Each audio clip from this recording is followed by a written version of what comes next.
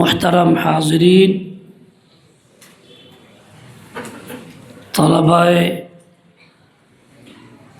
अज़ीज़, अल्लाह पाकेर शुक्र अल्लाह ताला आमादेरके चलती शिक्षा बछरेर शेषे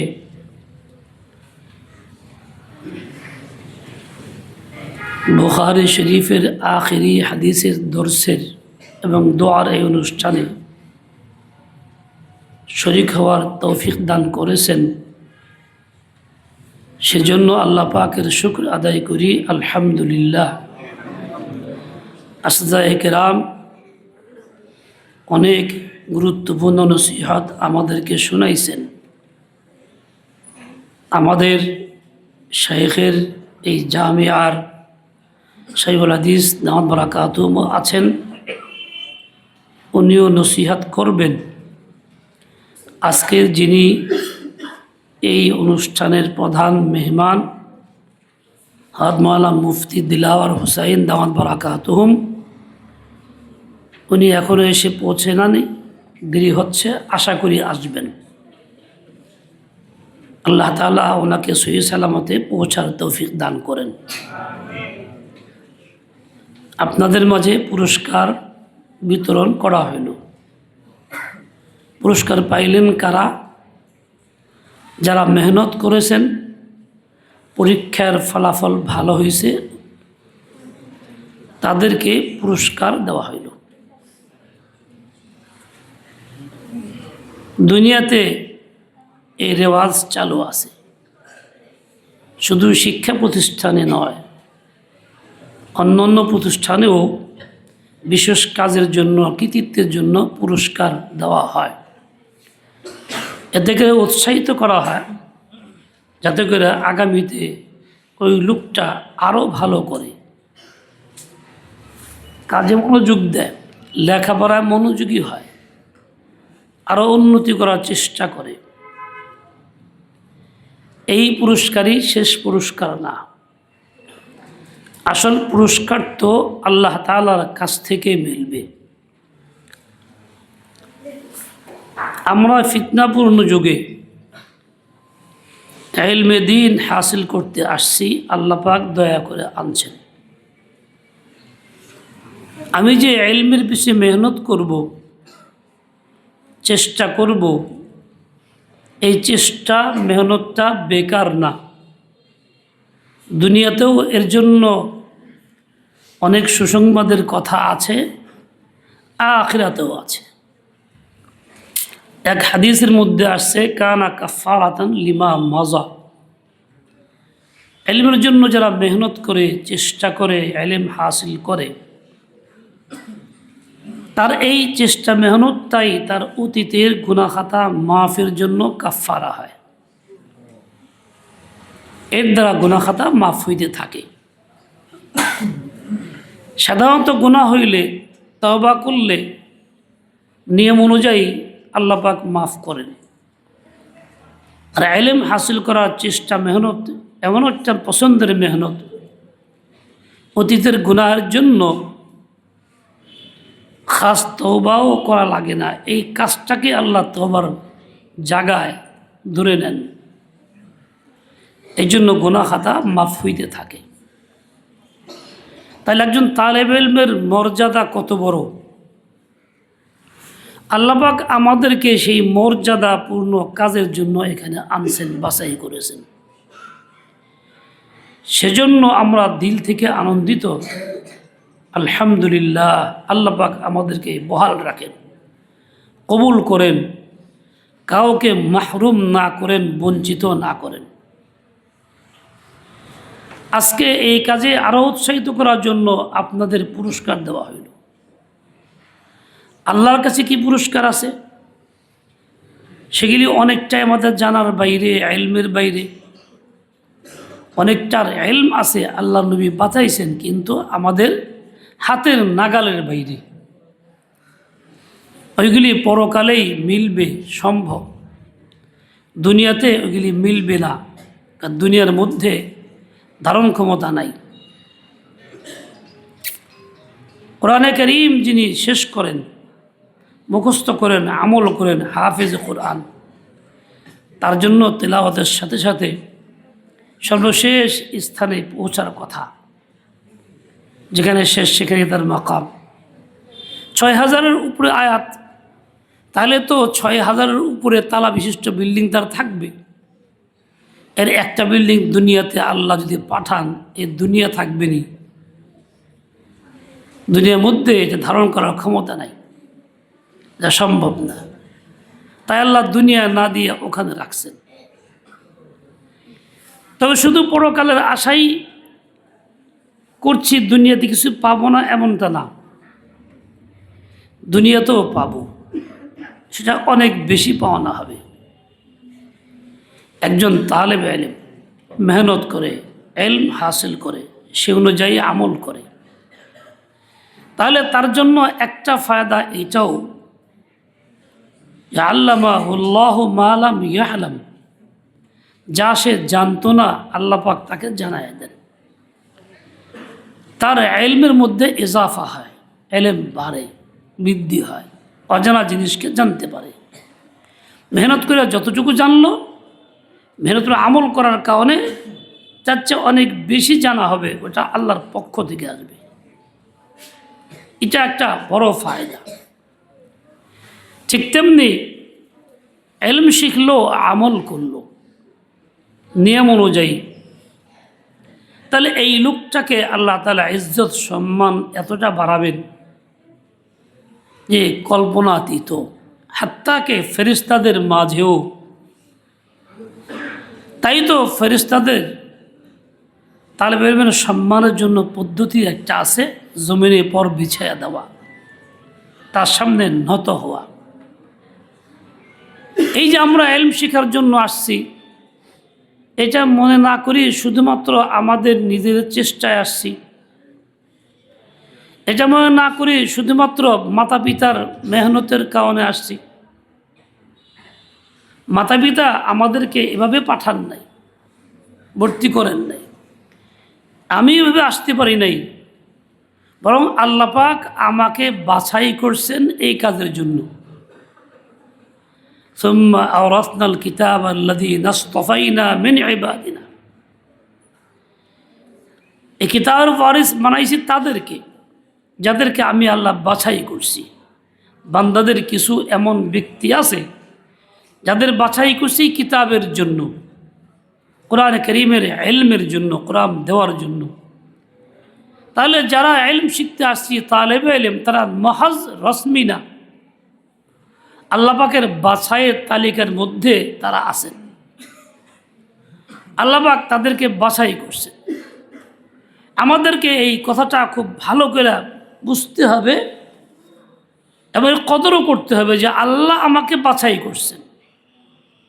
আমার মতো, আমার চেয়ে অনেক উন্নত দুনিয়ার নিয়মে বংশীয় মর্যাদা বেশি, টাকা পয়সা বেশি, সব কিছু বেশি, এরপরও বাছাইয়ের মধ্যে তার নাম আসে নাই, এজন্য সেই পরিবেশে নাই, তালেবে ইলমের খাতার নাম লিখাইতে পারে নাই। কিন্তু আল্লাহ পাক আমাকে বাছাই করছেন বিধায়ী, দুনিয়ার নিয়মে বাছাইয়ের আওতায় না আসলেও আল্লাহ পাক আমাকে এখানে আনছেন। তাহলে এখানে আনাটা এটা আল্লাহ পাকের ফজল করম। একথা ইয়াকিন করি, বিশ্বাস করি, আল্লাহ পাক বাছাইয়ের তালিকায় আমাকে রাখছেন। এই আয়াত তো স্পষ্ট বলেই, সুম্মা আওরাসনাল কিতাব আল্লাযীনা ইসতাফাইনা মিন ইবাদিনা, এজন্যই তো বাছাইকৃত বান্দা হওয়ার কারণে আল্লাহ পাক তার সম্মান বাড়ান। নূরের তৈরি ফেরেশতাদের কাছেও এতটা মূল্যায়ন হয়, তা তার সামনে সম্মান দেখানোর জন্য জমিনে পর বিছায়া দেয়। এটা কিন্তু এমনিতেই না, আল্লাহর বাছাইয়ের কারণে। এবং সে যে আল্লাহর পছন্দের পাত্র, সেই জন্য ফেরেশতারা কী জন্য সম্মান দেখায়, ফেরেশতারা বুঝে যে এই লোকটা আল্লাহর কাছে পছন্দের, মাহবুব, বাছাইয়ের তালিকায় আছে। কত বড় পোড়া কপাইলা হবে সে, যে নিজেকে বাছাইয়ের তালিকাভুক্ত মনে করে না, হেলাই খেলাই চলে, যেমনি ইচ্ছা তেমনি চলে, যা ইচ্ছা তাই করে, তার মতো পোড়া কপাইলা আর কে হবে, যে বাছাইকৃত নিজেকে বোধ করে না। এজন্য সে গর্বিত না, আনন্দিত না। আর কত বড় ভাগ্যবান ব্যক্তি সেই, যে নিজেকে বাছাইকৃত মনে করে, তালিকাভুক্ত মনে করে। আল্লাহ পাক দ্বীনের হেফাজত করবেন, আল্লাহ পাকের ওয়াদা। তো কাকে দিয়ে করবেন? এই যে বাছাইকৃত এই সমস্ত লোক দিয়া আল্লাহ তাআলা করবেন। আপনার আমার দিয়ে আল্লাহ পাক করবেন। কাকে দিয়ে কোন পর্যায়ের কী কাজ দেবেন সেটা আল্লাহ ভালো জানেন। আমি যাতে মন থেকে তৈরি থাকি যে আল্লাহ পাক আমার নাম দিয়েছেন বাছাইয়ের তালিকার মধ্যে, আলহামদুলিল্লাহ আমি গর্বিত, আমি আল্লাহর দেওয়া এই নিয়ামতের কদর করি, সময়টারে কাজে লাগাই, মনোযোগ শতভাগ দেই, উস্তাদের পরামর্শ করে লেখাপড়া করি, ইলম হাসিল করি। এরপরে পরবর্তী জীবনটা ইলম অনুযায়ী আমল করি। এবং সেটা এমন না যে শুধু পরেই করবো আর এখন না, তা না। এখনও আমল চলবে, পরবর্তীতেও চলবে। মোট কথা হল নিজেকে বাছাইকৃত মনে করি। আল্লাহ তাআলার কাছে বাছাইকৃত কেউ যদি হয়, তার কতটুকু নিজেকে ভাগ্যবান মনে করা দরকার, ধনী মনে করা দরকার। দুনিয়ার নিয়মে কোনো ব্যক্তি কোনো বড় প্রতিষ্ঠানের অধীনে কিংবা কোনো ব্যক্তির অধীনে থাকলে সে নিজেকে গর্বিত মনে করে। কোনো সমস্যা আসলে সে বিচলিত হয় না, চিন্তা করে আমার তো প্রতিষ্ঠান আছে কিংবা আমার অমুক মুরব্বী আছে। সে তার আশ্রয় খুঁজে প্রতিষ্ঠানকে এবং মুরব্বীকে। ও বাবারা, আল্লাহ পাক আমাদেরকে বাছাই করছেন, আমাদের তো এসে বেশি আস্থা রাখা দরকার ছিল। কোনো ঝামেলা আসলে আমি আমার আশ্রয় আছে, অন্যদের আশ্রয় নাই। কাজেই আমার আশ্রয় হচ্ছেন আল্লাহ তাআলা। আমি কেন এর জন্য বিচলিত হব? আমার তো স্থির থাকতে হবে, ইস্তেকামতের সাথে, দৃঢ়তার সাথে আমি আছি এবং থাকব। দুনিয়ার মধ্যে দুই রকম কুকুর দেখা যায়। এক কুকুর যার গায়ে কোনো বেল্ট নাই, নিশ্চয় কোনো মালিকের না, 10 জায়গায় যায়, ঘোরাফেরা করে 10 বাড়িতে যায়, যেখানে যা পায় তাই খায়। কোনো সময় কেউ বাড়িওয়ালা দেয়, কোনো সময় দেয় না। আর যার গায়ের মধ্যে বেল্ট আছে, গলার মধ্যে মার্কা মারা, এটা তো উমুকের মালিকানা কুত্তা। এই কুকুর মালিকের কাছে নিয়মিত থাকে, তো নিয়মিত খাবার পায়। অন্য কোথাও গেলে অন্য মালিক চিন্তা করে যে এর তো মালিক আছে, এর তোমার দেওয়া দরকার না, খেদায় দেয়, তুই তোর বাড়ি যা, এনেই সুস্কার। কারণ ও তাকমা লাগানো, আর গলায় একটা নিশানা লক্ষণ আছে যেটা অমুকের, তা মালিকবিহীন না, ওকে খেদায় দেয়। ও তার বাড়িতে ঠিকানায় পৌঁছলে পরে ঠিকই মালিক আছে, আদর যত্ন পায়, সেখান থেকে খায়। নির্দিষ্ট মালিক আছে। 10 জায়গার থেকে বিতাড়িত হলেও ওর মনে বলা আছে, কেন? আমার মালিক আছে, আশ্রয় আছে। কাজে মালিকের কাছে যাব, মালিকের কাছে ফিরে আস। আমরা যারা বাছাইকৃত হয়েছি, যারা তালেবে ইলম বলে, যাদের উলামায়ে কেরাম বলা হয়, আমাদের গলাতেও আল্লাহ পাকের বান্দা হিসাবে, দরবারের কুত্তা হিসাবে একটা বেল্ট লাগানো আছে। আমি 10 জায়গায় গেলে মালিকবিহীন ওই আশ্রয় পাবো না, বিতাড়িত হব। কিন্তু মালিকের কাছে থাকলেই আমি সম্মান পাবো, খানা পাবো, ইজ্জত পাবো। আমার কাজ হলো মালিকের দরবারে থাকা, কোনো ক্রমে এদিক সেদিক চলে গেলেও ফিরে আসা, মালিকের আশ্রয় নেওয়া। যে আমি তো চলে গেছিলাম ভুলভ্রান্তি করে অমুকখানে, চলে আসছি না। ও ভাই, আমরা যারা আহলে ইলম এই পথে আছি, আমাদের কাজ হলো দুনিয়ার সব থেকে মুখ ফিরানো, শুধুমাত্র মালিকের মুখে মুখ রাখা। মালিককে আল্লাহ তাআলা। কাজে সকল কাজের মধ্যে আশ্রয় তিনি। দুনিয়ার যে কোনো সমস্যা আসুক, বিচলিত আমি না, কেননা আমার মালিক আছে, গলায় পৈতা আছে, বেল্ট আছে।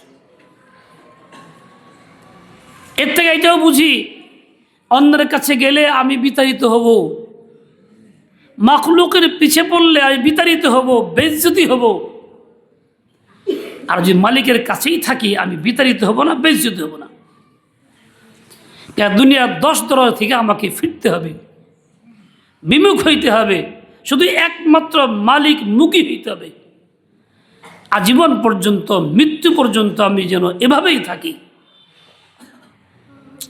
কুত্তার থেকে ওই সবকটা হাসিল করা যায়। আল্লাহ বলছেন মিন ইবাদিনা, এই তাকবা লাগাই দিছেন। কাজেই এখানে ভিন্ন কিছু চিন্তা করার সুযোগ আর নাই। এই যুগে যারা এই পথে আছি, আল্লাহ পাক রাখছেন, তারা যদি এখনো বেহুশ থাকি, আল্লাহ মুখী না হই, তাহলে তাদের সব জায়গায় লাঞ্ছনা, দুনিয়াতেও লাঞ্ছনা, আখিরাতেও লাঞ্ছনা। এই লাঞ্ছনার থেকে আর বাঁচার সুযোগ নেই। এক হাদিসের মধ্যে আসছে, ইন্না মিন আশারিন নাসি মানজিলাতান ইনদাল্লাহি ইয়াউমাল কিয়ামাতি, কিয়ামতের দিন আল্লাহর কাছে সবচেয়ে নিকৃষ্ট ব্যক্তি সে কে?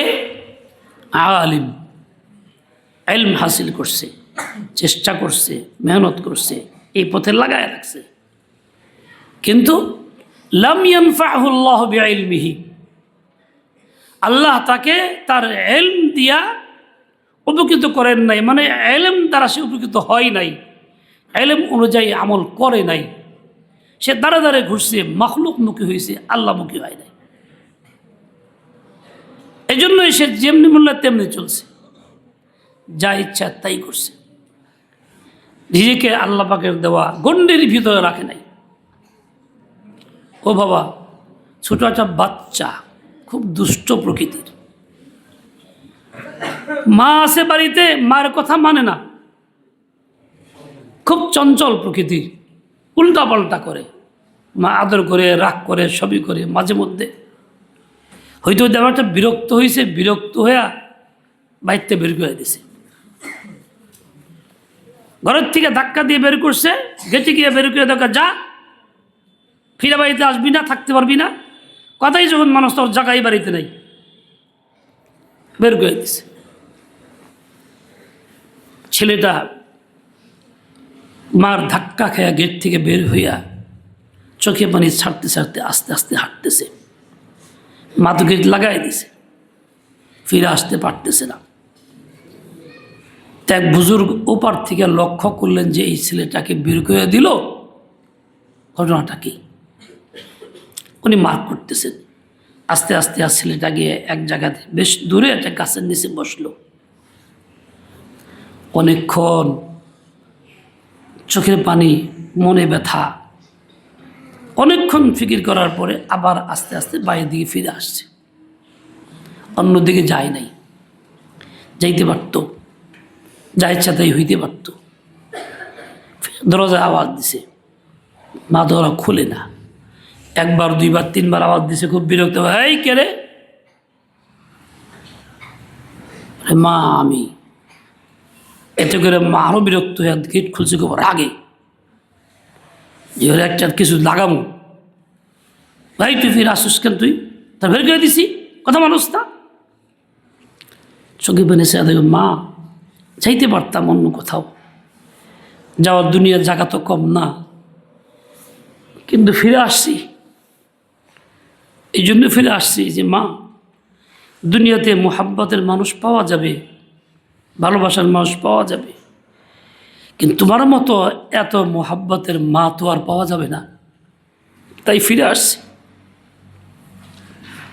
মানুষ পাবো, পরিবেশ পাবো, ভালোবাসার লোক, বন্ধু বান্ধব মিলবে, তোমার মতো এরকম মোহাব্বতের মা তো আর পাওয়া যাবে না, তাই চিন্তা করে ফিরে আসলাম। এবার মার যতই রাগ থাক, ছেলেটাকে বুকে জড়ায় ধরছে, শান্ত হয়েছে, তাকে সান্ত্বনা দিছে, খাবার দাবার ব্যবস্থা করছে। এই ছেলেটা মনে করছে আমার তো মা আছে, বের করে দিলে কি হবে, আমার যাওয়ার কায়দা নেই, যাবো না আমি। বয়স কম ছিল কিন্তু বুদ্ধি করছে, আল্লাহ পাক তাকে হেদায়েত দিছে, মার কাছে ফিরে আসছে। এখন মার কাছে আগের চেয়ে আপন হয়ে গেছে, মা তাকে জড়ায় ধরে খুলে নিতেছে। বাবারা আমার, আহলে ইলম, তালেবে ইলমরা, আমরা এরকম যদি নিজেদের গফলতের কারণে আল্লাহকে নারাজ করে ফিরে যাই, মনে রাখবেন আল্লাহর চেয়ে বেশি মোহাব্বতের ভালোবাসার কেউ আর নাই, বড় আশ্রয়ের কেউ নাই। কাজে আমি চলে গেলে কোথায় যাব? উদ্দেশ্যহীন আবারও হয়ে ফিরব, নিরাশ্রয়, আমার কোনো দুনিয়া আখিরাতে পানা থাকবে না। আমার কাছে একটাই হবে, ভুল যদি হয়েও যায় ওই অবুঝ শিশুর মতো আবার ফিরে এসে বলবো যে আল্লাহ আমি ফিরে আসছি, ভুল হয়ে গেছে। কেননা তোমার মতো এরকম ভালোবাসা মোহাব্বত করার মতো মালিক তো পৃথিবীতে আর কেউ নাই, তুমি মালিক। কাজে আমি তোমাকে নিয়ে আছি, তোমাকে নিয়ে থাকবো, তোমার দরবারেই ধন্না দিব, বাইরে আমি যাব না, আমার জিন্দগি এইখানেই মজবে, এখানেই থাকবে, এটা আমার কাজ হবে। ভাইরা আমার, আমি আমাকে বলছি, আপনাদেরকে বলছি, যেহেতু আল্লাহ বাছাই করছেন, এই পথে আনছেন, ইলম দিচ্ছেন, কী জন্য দিচ্ছেন? গর্বের জন্য নয়, প্রতিষ্ঠিত সামাজিক হওয়ার জন্য নয়, ইলম অনুযায়ী আমল করার জন্য, আল্লাহকে রাজি করার জন্য, আল্লাহর গোলামি করার জন্য। আমি যাতে এটাকে উপরে বহাল থাকি, বের হয়ে না যাই। যদি আল্লাহ পাক আমার নিজের বদামলের কারণে কোন আসবাব তৈরি করে দেন বের হওয়ার মতো, তবুও না যাই, আবার জন্য ফিরে আসি, আজীবন পর্যন্ত দরবারে লেগে থাকি। আল্লাহ পাক রব্বুল আলামিন আমাকে, আপনাকে, সবাইকে সহি বুঝ দিয়ে দেন, আমলের তৌফিক দিয়ে দেন। দুইটা গুণ সাহাবায়ে কেরামের ছিল যা আল্লাহর কাছে অতি পছন্দের গুণ। একটা হলো সাদিগি, সরলতা, আর তাকওয়া। এই দুইটা গুণের জন্য আল্লাহ পাক তাদের বাছাই করছেন নবীর সোহবতে। আমি আপনি যেন এই দুইটা গুণকে নিজের পাথেয় বানাই, স্পেসের মধ্যে না যাই। শেষ কথা হলো এই, আল্লাহ তাআলা নারাজ হন যেই কাজে, সেই কাজ আমার দ্বারা না হয়, সেই কাজ আমার দ্বারা না হয়, সেই কাজ আমার দ্বারা না হয়। আল্লাহ কিসে নারাজ হন? নাফরমানির কাজে, গুনাহের কাজে, গুনাহের কাজে, গুনাহের কাজে। গোপনে প্রকাশ্যে কোনো অবস্থাতেই কোনো গুনাহ না করি, আল্লাহ গোপনেও দেখেন, প্রকাশ্যেও দেখেন, লোকসমাজেও দেখেন, অন্তর্চোখে আলোও দেখেন, ভিতরে গুনাহ আল্লাহ দেখেন। এটা আহলে ইলমের শান না, আলেমের কাজ না, তালেবে ইলমের কাজ না। এই জন্য ওই কথাটা মনে রাখি, আমি যে আল্লাহর বাছাই করি তো কী করতেছি, আমি কি করতেছি, এই চিন্তা যেন বহাল রাখি। আল্লাহ পাক রব্বুল আলামিন তৌফিক দেন। এই চিন্তা বহাল এমনিতেই হবে না, হবে তো এরকম চিন্তাওয়ালাদের সোহবতে গেলে। দুনিয়ার সব কিছুর উন্নতি হইতেছে, দুইটা কাজের উন্নতি নেই। এখানে একটা মুরব্বিদের আমলের মসজিদ ছিল, বিল্ডিং ছিল, এত সাজানো সুন্দর ছিল না। এখন কত বড় মসজিদ, কত বৃহৎ আকার, কত সুন্দর উন্নতি হয়েছে। এই গ্রামে বাড়িঘর উল্লেখযোগ্য কিছু ছিল না, সোনারকে বেশি ছিল, ছোটো দেখছি আমরা, সাপড়া ছিল, টিনের ঘরে এক আধটা, খুব কম মানুষের ছিল। এখন প্রায় বাড়িতেই উন্নত মানের ঘর, মানে দুনিয়ার নিজাম সব উন্নতি হইতেছে, কিন্তু উন্নতি হয় না মানবতার এই গুণের। যতই বাহ্যিক উন্নতি হোক, মানবতার উন্নতি নাই, মানসিকতা, নিষ্ঠুরতা বাড়তি আছে। মেহনত থাকতে হবে এই পথে। আরেকটা হইল, সব মেহনত চলে, দিলের মেহনত চলে না। দিলটাকে মুনাব্বর করার, আলোকিত করার মেহনত নেই। অথচ এটাই ছিল আসল। আল্লাহ পাক দিল দিছেন আমাকে, কী জন্য দিছেন? আল্লাহ তাআলার জায়গা দেওয়ার জন্য। এই মেহনত চলতেছে না, এই মেহনত আমরা ভুলে গেছি, এটা একা হয় না।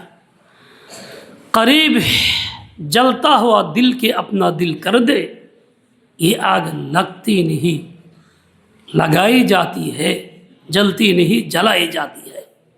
এই জন্য ইলম শিখি, কিন্তু কোনো অবস্থাতেই একাকী না থাকি, কোনো আল্লাহওয়ালার সুহবতে যেন থাকি, সংস্রবে থাকি।